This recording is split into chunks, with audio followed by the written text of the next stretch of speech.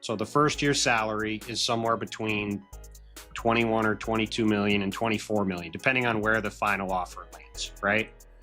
So, and then Anthony and Shams reported today that there's also been offered a 3-year deal with the third year as a team option in the $75 million range.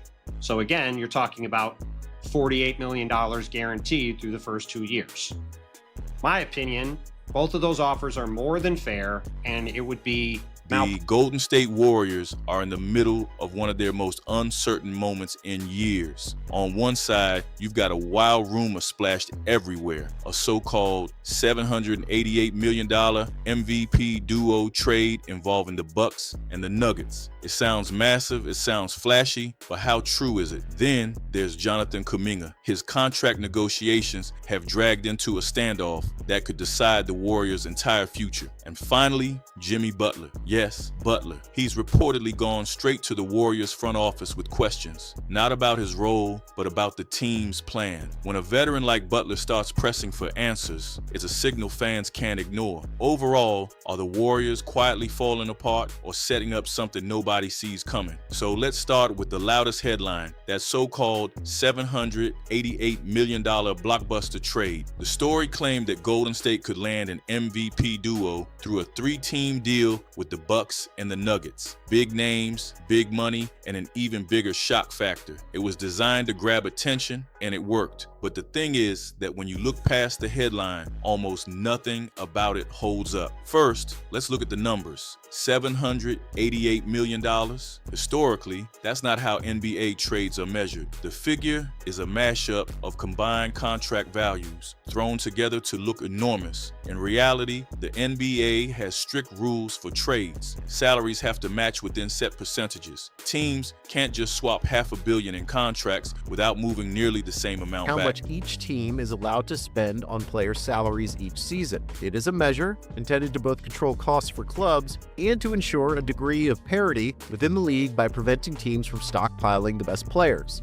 Without such spending restrictions, teams with the richest owners or the clubs based in the biggest markets could in theory sign as many of the league's best players as they are willing to pay for. Instead, NBA teams are incentivized to construct a roster of players whose total yearly contract value comes in under the cap, thus ensuring Now, let's look at Golden State's books. The Warriors already have one of the highest payrolls in league history. Between Steph Curry, Draymond Green, and the recent extensions for role players, they're sitting in the luxury tax stratosphere. To even attempt a deal this massive, they'd need to gut their roster. Jonathan Kuminga, Moses Moody, picks stretching into the late 2020s. All of it would be gone. And even then, matching salary would mean sending out veterans the team depends on. So why does a rumor like this explode? Because it feeds into a perception that still follows the Warriors, that they're always one big move away from swinging the balance of power again. Remember Kevin Durant in 2016? That wasn't fantasy. The cap spike made it possible. The Warriors had the space, the pull, and the timing. That deal made sense within the rules. But this doesn't. It's not backed by ESPN, The Athletic, or credible insiders. There are no player names tied to it, no draft assets listed, no reporting on actual front office talks. It's noise, and yet it says that people expect the Warriors to be hunting for one last super team play. Think about what that means. Steph Curry is 37. Draymond Green is 35. Klay Thompson's future is already uncertain. The dynasty's timeline is closing fast. So the idea of Golden State chasing a dream duo, no matter how unrealistic, is believable enough to spread like wildfire. The real story, however, stems from there. The Warriors are walking a tightrope. On one hand, they want to stay competitive for Curry's final years. On the other hand, they can't afford to burn every asset on a gamble that could collapse within a season. The rumor is fake, but the tension it exposes is genuine indeed. If Golden State were to actually chase another superstar duo, it would mean sacrificing the only young core they've managed to develop, which includes players like Kuminga, who we'll get to in a moment. It would also lock them into an even more brutal tax situation, limiting any flexibility for years. So while the $788 million headline makes for great clicks, the truth is simpler. Golden State isn't in a position to make that kind of move.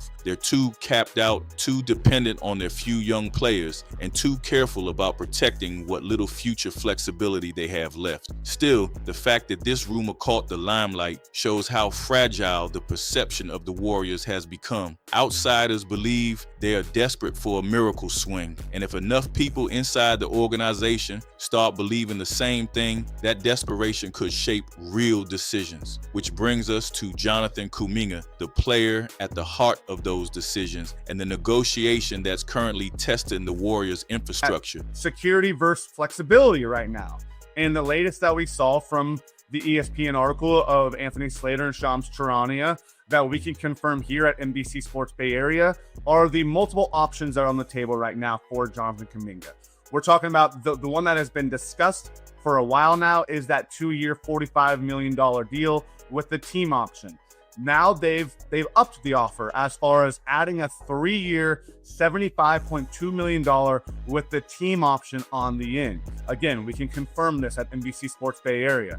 Then the only offer on there that they put out there was the 3-year, $54 million deal with no options.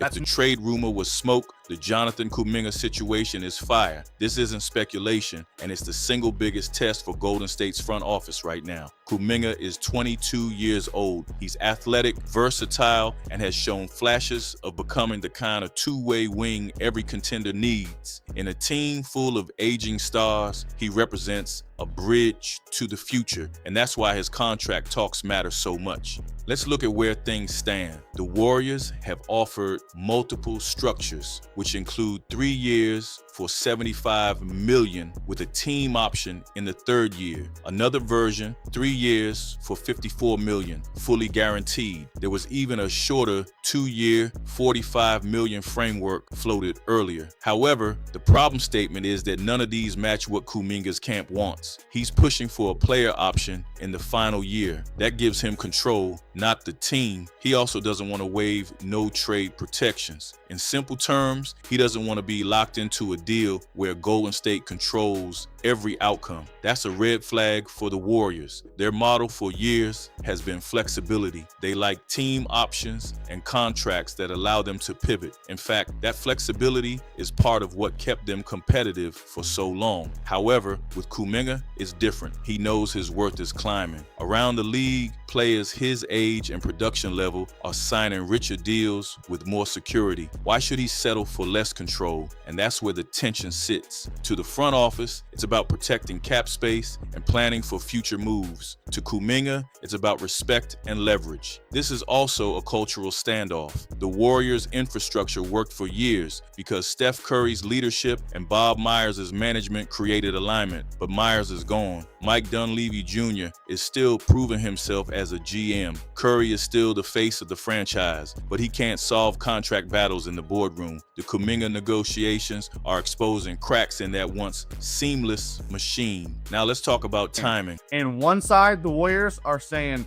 team option. The Jonathan Kuminga side is saying player option. What are your thoughts as far as 2 weeks to go training camp, and this is still not settled as we record this morning? Well, it's a 2.5 month power struggle, really. And I understand why. I mean, if you're Kuminga, you're looking at your previous 4 years and you're going, you know what? I don't know if I ever got a fair shot. You know, did I really get a fair chance?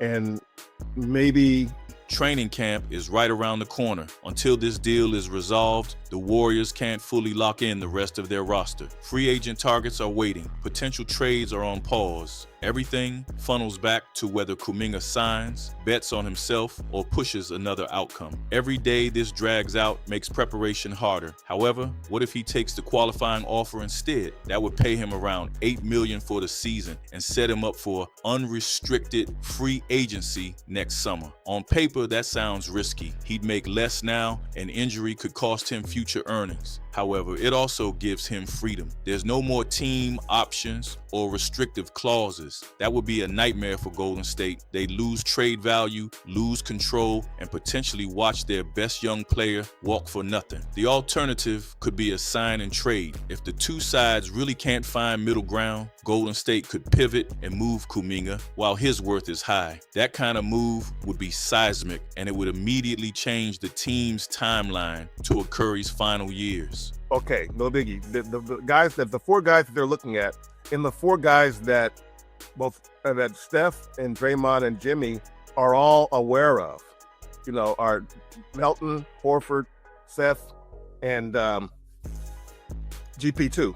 Yes. So whatever happens with Kuminga determines how the Warriors are viewed going forward. Do they still know how to manage young stars? Do they still command the respect they once had? Or are they stuck clinging to the old dynasty while failing to adapt to the new reality of player empowerment? Fans need to understand that this is more than a contract. That said, if Golden State caves, they signal to other players that the power has moved. If they hold firm and risk losing Kuminga, they risk gutting the only path to staying relevant once Curry retires. Either way, it's a stress test for the entire Warriors system. Right now, all signs point to a front office scrambling to find a balance between present urgency and future security. And that pressure is trickling down into the locker room because while Kuminga's deal drags on, veterans are already asking questions and nobody's voice has been louder than Jimmy Butler's. He is making sure the Warriors front office knows he's paying attention. Reportedly, Butler has reached out directly asking for clarity. His questions aren't about his own minutes, touches, or roles, but the bigger picture. Specifically, he wants to know what the plan is with Jonathan Kuminga. Is the organization serious about keeping him?